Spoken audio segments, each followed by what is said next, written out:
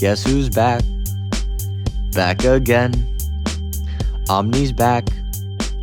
Tell a friend. Guess who's back? Guess who's back? Yes, I'm back. Yes, I'm back. What's going on, everybody? All right, so I haven't done a scale in a long time.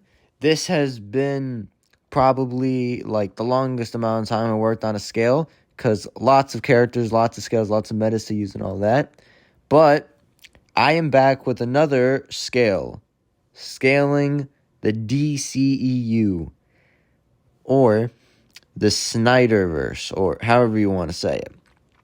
I really like this verse a lot, right? Because lots of people don't really, respect it that much, if you feel me? So I decided, hey, let's do the DCEU, a verse no one is actually going to scale correctly. But before I start, I just found out that 94% of you guys are not subscribed. So if you have not subscribed yet, make sure you guys like, subscribe, and hit the notification bell to never miss a video from me. But anyways, let's get to it. So what we're going to do is going to be simple as the MCU scale. We're going to do the low tiers, mid tiers, high tiers, and then God tiers. But more clear to understand, So starting off with the low tiers, people like Harley Quinn, Deadshot, Batman, and the Suicide Squad can easily scale above this tier, or just to this tier, my bad. Including the girls from Birds of Prey can also scale to this. So, where do they actually scale in terms of AP? So, narratively, they should scale above this hyena, which I forgot the name of it. Please let me know in the comments down below. Who was able to tank a bathroom explosion from the Birds of Prey movie. This was calculated to around the wall level ranges of power, which is consistent with the other people in Birds of Prey, like Black Canary, who can create sonic screams, which was calculated also to wall level. And Harley Quinn, who was able to go relative and even defeat one of Enchantress's minions, who was able to destroy the glass of a elevator, it was also calculated to wall level. And since Batman one-shot her underwater, he would easily be 8 times stronger than her, since to be 8 times stronger than someone, you have to one-shot them. This means that Batman has to be generating almost 20 million joules to do this, or almost small building, just wall level plus. And don't worry, we just got started with Batman's feats. One of Batman's better feats is being able to destroy a wooden floor in an abandoned apartment from the BVS movie. This was calculated to around the small building level ranges of power. Although there is nothing to say that he did this with weapons, you can probably say he did, but it's kind of vague and you have to prove that. As in the fighting context here, he is mainly just using his physicals and all that. But if you don't want to use that, you could use the feat that he does right before that, which is destroying an entire window wall, which was calculated to around the wall of ranges power as well. Now, I'm going to be showing you some building level feats for him while explaining why this wouldn't inherently apply to his base, since this would literally just be with the suit on only, which isn't a part of his base. It was only to, battle Superman out. But you can still argue this to some extent, since it doesn't really amp his AP at all, but rather his, just durability, since that's what the suit says about him narratively. But if you still want to argue, oh, it's build level, it doesn't matter, go for it, that's fine. But if you want to get into building, you could probably use the fact that Firefly is able to tank an explosion, which the explosion can be calculated to around the building level ranges as power. And Batman was able to beat the ever-living, out of him. So if you want, you can say that base Batman is easily building level based on that. And with that being said, that would just wrap up AP. Now we just got to get into the speed of this. So to start this off with the very worst feat of the speed, we have to go into when Captain Boomerang throws his boomerang. This is calculated to around the athletic human ranges of speed, which is a very, very low ball for the verse. Another speed feat that can get the verse way higher is Batman being able to block a bullet, which is calculated to around the supersonic ranges of speed, which I would say is like, a low ball, as in the Snyder Cut, he is able to block Superman's heat vision, which was calculated to around the FTL ranges of speed, which some of you might disagree with, but I'm willing to explain later in the video how, it's still applicable. So yeah, there's really nothing else that I have to go on in terms of speed or AP for the low tiers of the verse. So overall, the low tiers of the verse could scale to around the large boom ranges that are highball with supersonic to FTL speed. I'm just kind of putting around the beats that are actually like good to use. But with that being said, let's go to the mid tiers. Now, for the mid tiers of the verse, we can easily start off with the likes of El Diablo, who was able to turn half the yard and easily destroy everyone there. This is calculated to the multi-city block ranges of power, which you can go off and say narratively other people would scale above him. Now, I like to say that we're not going off of mid-tier characters, but rather mid-tier feats, if you know what I mean. So we can use Striker's Island, for example, when he destroyed it entirely. This was calculated to the small city level ranges of power. Another mid-tier feat, which actually gets higher than you expected, is Mira, or I think Aquaman's brother, created a tsunami of some sort. This was calculated to around the island level ranges of power. Another feat that can get to the ranges above the low tiers is Cyclone, just creating a cyclone, hence the name. This was calculated to around the city block level ranges of power. Another feat that gets to this range of power is Black Adam just yeeted a man into the sky into the water. This was calculated to city block as well, to even the town level ranges of power. Now, this one's a little bit iffy, but using narrative implications, you can say that Wonder Woman could take an explosion that could cover 50 square miles since, you know, she's a god, which would just be around the city plus ranges as well, which the original Yurtasar bomb before comparison was 100 megatons. And the final one I have is Superman tanking the destruction of a mountaintop, which was calculated to the large town level ranges of power. But yeah, that's literally everything for attack potency. Let's get into speed. For speed, you can easily get the mid-tiers of the verse to Hypersonic Plus, as they could easily upscale Wonder Woman's worst feats, and that is blocking a bullet, which was calculated to around High Hypersonic Plus, or being able to block lightning, which was calculated to massively Hypersonic Plus. And if we're going to use the Snyder Cut, Flash was able to perceive Iris West and save her, while everything was in slow motion, which was calculated to around the high hypersonic plus ranges of power. But using Joss Whedon's cut of the Justice League, or Justice League, he was able to perceive Batman in slow motion while throwing his Batarang. This was calculated to the supersonic plus ranges of power, since it's not above FTL, since the Snyder Cut isn't really canon to the Whedon cut. And Black Adam perceiving everything in slow motion as well, shown in the scenes I'm showing literally right here, is also calculated to high hypersonic plus. Now that we're done with the mid-tiers of the verse and their scaling and speed, let's get into the moment you've been waiting for, the high tiers. Now, sadly, this is going to be the last tier for the DCEU, as there's nothing really much else to cover up. Starting with the high tiers of the DCEU, we should easily upscale the likes of the World Engine, as Superman was very, very much weaker than he was then, you know, after Revive with the Mother Box and all that.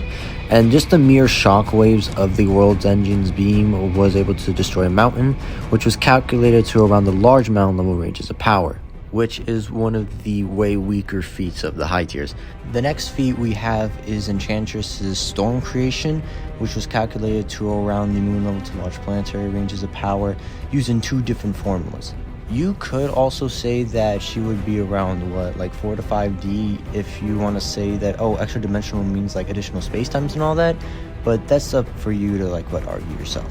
Now, if you want to use this feat, although it's kind of dependent on how much you want to interpret it, you can say that Doomsday was able to destroy the moon of Krypton, as the moon of Krypton, if you want to say, is the same size of our Earth's Krypton, or just like, what, 2 times as large as that, as Zack Snyder has narratively stated that yes, Krypton is way bigger than ours. So this would also apply to the moons as well, since it would have to be big enough to cast a light shining on them in the darkness and all that. And as we see in this panel, we could see that one moon is farther than the other moon, or closer to the Earth as well, meaning that this would just be the gravitational binding energy of the Earth that destroyed it. Considering that you can't have like, what, 2 celestial bodies and just let them have different orbits. That's not how it works. And if you want to destroy the gravitational binding energy, you're going to have to already be strong enough to break it already.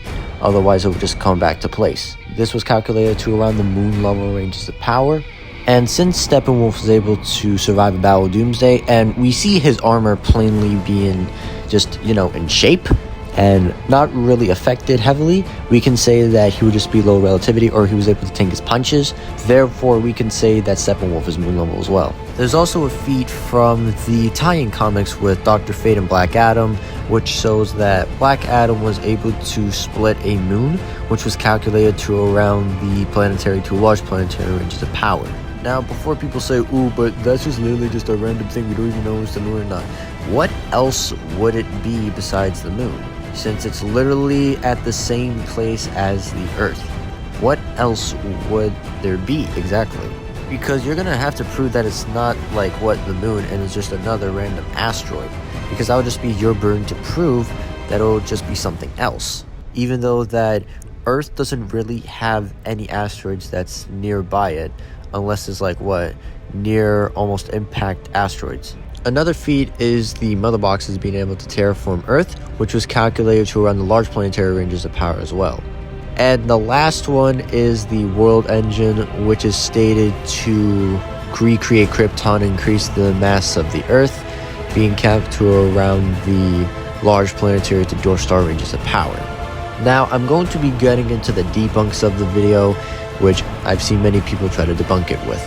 But I'll just be getting to speed and then the debunks or rebunks for it, however you want to say it. Starting off with the easiest high tier feat that's above Massively Hypersonic, it would just be Cyborg being able to dodge Superman's lasers, which was calculated to around sub-relativistic.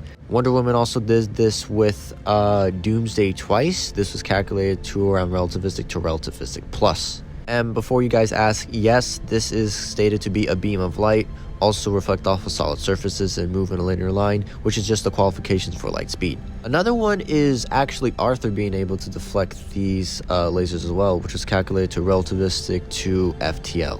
And these lasers are made of energized plasma, which energized plasma is used to create light speed as well. So this would just also work for this case. And the person who just upscales off of this easily is the Flash, as he perceives the entire Justice League in slow motion, which was calculated to around the MFTL ranges of speed. He also perceived Bruce Wayne in slow motion, which was calculated to FTL to FTL plus. And you can actually say that he's faster than Black Adam, who was able to fly from the farthest star to Earth in 5,000 years, which was calculated to around the MFTL plus ranges of speed, or about above 5 million times the speed of light. And yeah, that's pretty much it for the high tiers. This is really not much to cover up. I mean, there's other rad arguments you can use, like, for example, Darla being able to create a pocket dimension with an entire star, which would just be solar system. And consider narratively, she's like, a needy girl who wants everything very fast. You can say that she just did it instantaneously. Or the fact that Dr. Fate can just exist in like two places at once, which is just infinite speed, since he says both his mind and body can do that, so it's just omnipresent or infinite speed on the spot. Or just high uni Aquaman, since he could create a scale on an infinite level of the water pressure, which is just high universal infinite energy and stuff. But those are kind of ratty ones if you want to just say that. But now we're going to be going on to the debunks.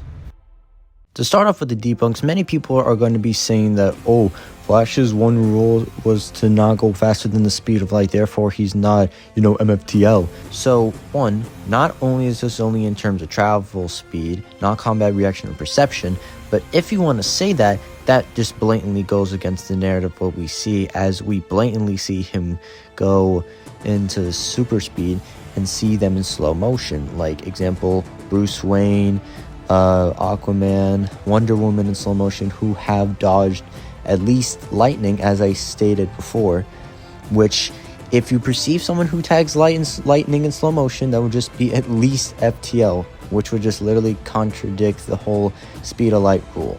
What I'm basically trying to say is that the speed of light in the DC universe is not the same as our speed of light. What he means by the speed of light is that the speed force manipulates space, time, and has a whole other dimensional layer of reality. I forgot. But basically, it's not a speed, but rather it's just an ability that he's using. So that would just be a name fallacy on the spot. Like an example, in the DC comics, you would see that the Speed Force, you only need to be above the speed of light to, enter the Speed Force, not necessarily time travel.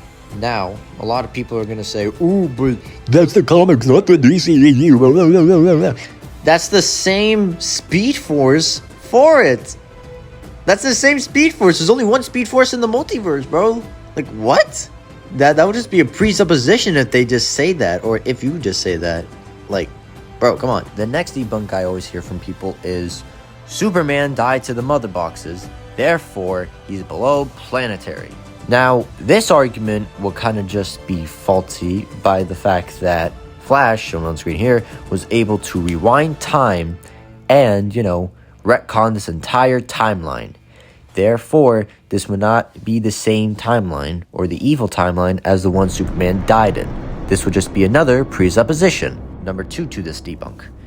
The mother boxes is stated and should narratively be the most powerful thing in the universe, upscaling the likes of the World Engine, which we already got to Dwarf Star.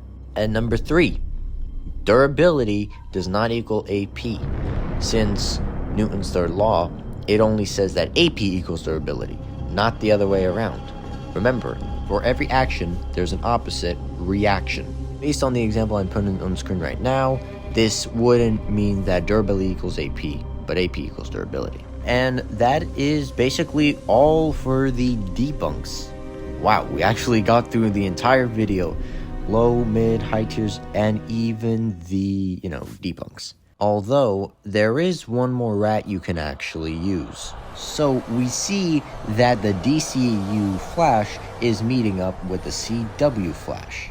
And since Flash was able to affect this entire multiverse, this would also just mean he would be in the 10-dimensional ranges, since there's something called Hyper Heaven within the CW, which also exists the same as the DCEU, which would just literally make him 10-dimensional. But that's just a rat if you want to argue it, and I also have the good, scans for it as well. But yeah, overall, the DCU would just scale to around Dwarf Star to the maybe solar system level ranges if you're just being generous on it, with around the supersonic to MFTL plus speeds. I have to say, this has been my longest scale. I do not know how I'm going to top this off, but without wasting any more time of yours, thank you for watching. Make sure you like and subscribe and hit the notification bell to never miss the video, as we are very close to 100 subscribers. Less than 30 actually. But anyways, thank you so much for watching once again. Peace.